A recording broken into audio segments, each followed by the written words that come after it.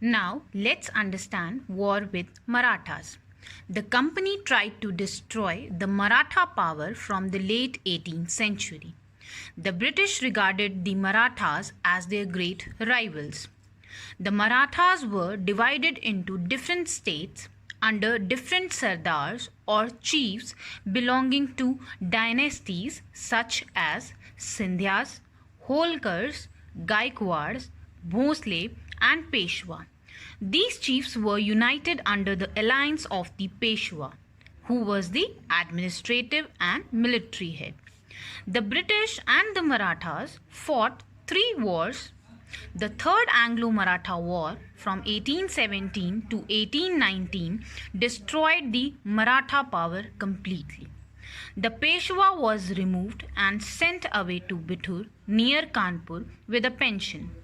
The company now had complete control over the territories south of the Vindhyas.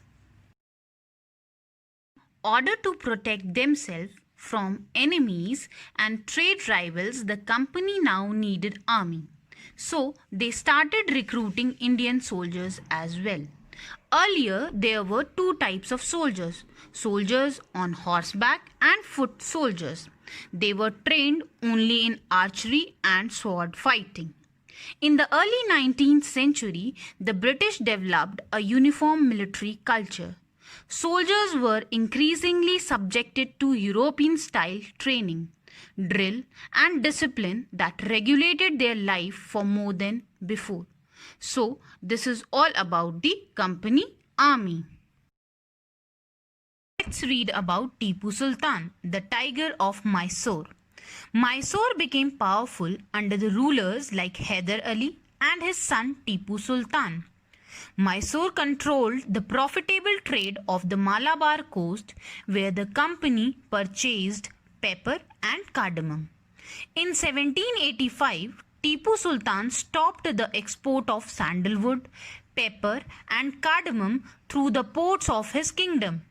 He also disallowed local merchants from trading with the company.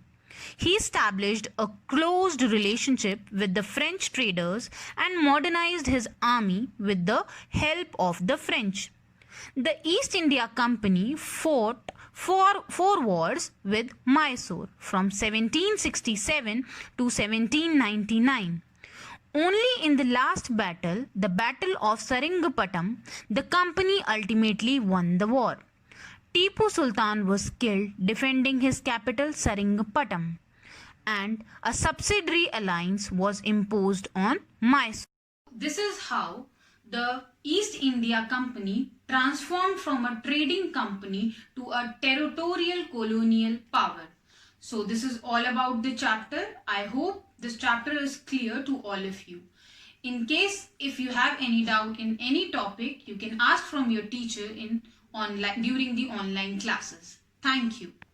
This is how the East India Company transformed from a trading company to a territorial colonial power. So this is all about the chapter. I hope this chapter is clear to all of you.